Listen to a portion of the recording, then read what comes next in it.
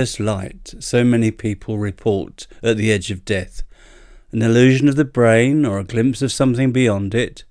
Across cultures and centuries, individuals describe the same striking encounter, a presence of extraordinary brightness, warmth and meaning.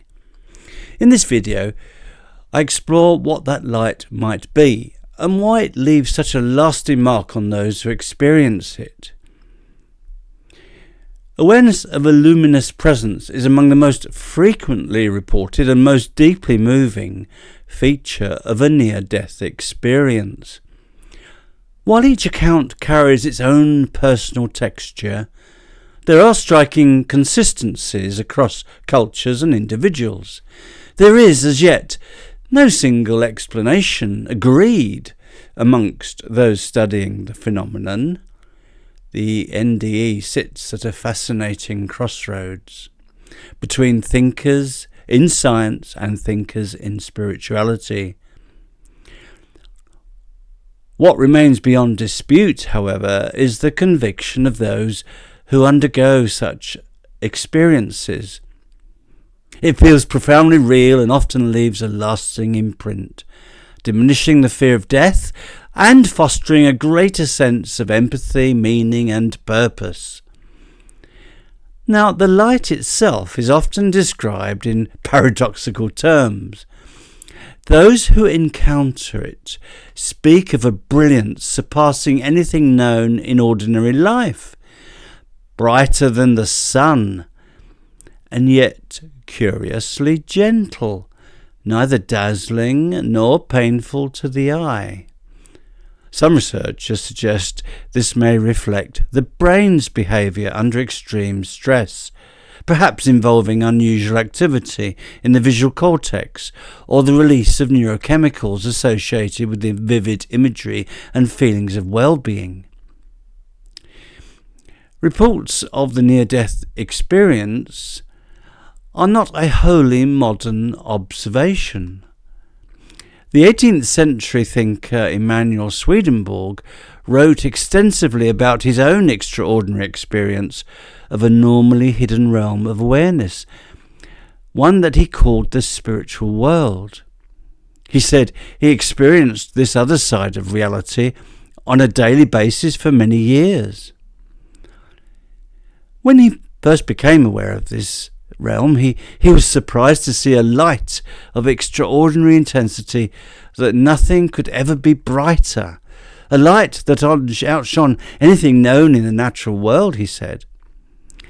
He noted too the surprise of those people then recently passed over to the other side following their bodily deaths. Their surprise, they had not expected such clarity of sensation, having wrongly assumed any death survival of consciousness would be restricted to thought and not accompanied by actual visual sight. Now, according to Swedenborg's account, the light could at first appear dim, like the faint glow perceived through closed eyelids upon waking, before gradually intensifying as one became more receptive to it. Alongside this luminosity, many near-death experiencers speak of a profound warmth, not of temperature, but of feeling. The light is frequently associated with an overwhelming warm sense of peace, safety, and welcome. Some have described it as love made visible. Swedenborg, too, drew a parallel between light and warmth, suggesting that just as the natural world needs the lights and warmth of sunlight, so too in the spiritual realm does light bring with it a corresponding warmth. In other words, seeing with the light of understanding and noticing the warmth of love are central to a spiritual perspective on our existence. There is often as well a sense of movement, apparently, a drawing towards the light. This is reported by near-death experiencers. For some, This follows a passage through darkness, or what is sometimes described as a tunnel. Perhaps this is only to be expected if we consider the light seen during the near-death experience to represent something precious. What we are drawn towards apparently may differ from individual to individual.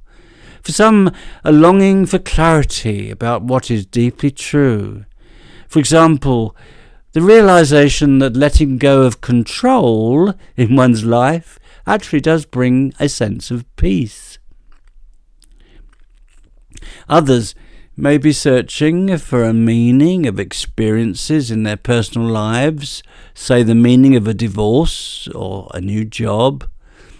Others may be wanting inner nourishment. They realize their hunger for food that sustains the spirit rather than any food that sustains the body.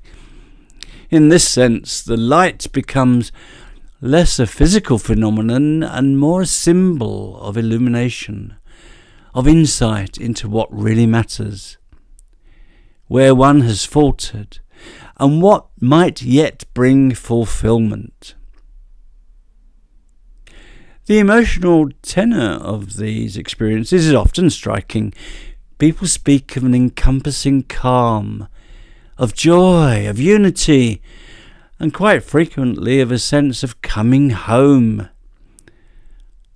And so there can be a reluctance to return to earthly life, as though something deeply familiar and meaningful has been briefly rediscovered. For some people, the light is not merely an environment, it is a presence, and described as aware of them, being responsive to them, some light that knows them completely. Now, obviously interpretations vary, shaped by culture and belief. This light can be understood as a divine being, a manifestation of God, or a source of unconditional love. In Swedenborg's books, this light and warmth are said to originate from a kind of spiritual sun, a representation of all what is true and of all compassion. And he understood this sun not simply as a metaphor, but as a fundamental reality, a divine origin from which all inner life, deeper life, spiritual life proceeds, reflected in his view through the angelic lives of those who have passed beyond the physical world. Perhaps these are the beings seen in the near-death experience. It offers a fascinating perspective. It suggests that the light so often reported is more than a mere sensory anomaly. This fits in with Swedenborg's explanation. He found that after death, people awaken into a consciousness of existence surrounded by remarkable light, and his central idea is that this light is a manifestation of what he calls divine truth, which enlightens our deeper spirit. And without this inner light, we could not appreciate what is deeply good and true. So, the near-death experience may represent, at the very least, a powerful encounter with meaning itself, an illumination of the mind, enabling a clearer perception of reality, of what is good, what is true, what is enduring, what is important. Now, during this video, I've mentioned the brilliant yet gentle light seen by those having a near-death experience. I've said how this was first described in the writings of 18th century writer Emanuel Swedenborg, and I've touched on the warmth of feeling associated with this light, and how this, spiritually understood, represents the light of understanding and warmth of feeling. I next spoke of the sense of those experiencing a near-death experience, of those feeling pulled towards the light, and I've suggested that a spiritual understanding of why that might be, in terms of what deeper light can enlighten in mind, is so important for us. I then touched on why there is often a reluctance to return to life on earth due to the positive emotions experiencers have. And finally, I spoke of the being of light as a personal presence, manifesting the higher qualities of deeper life. So, thanks for listening to me, and if you've been interested, why not give me a like and offer a comment? It does encourage YouTube to show the video to a wider audience.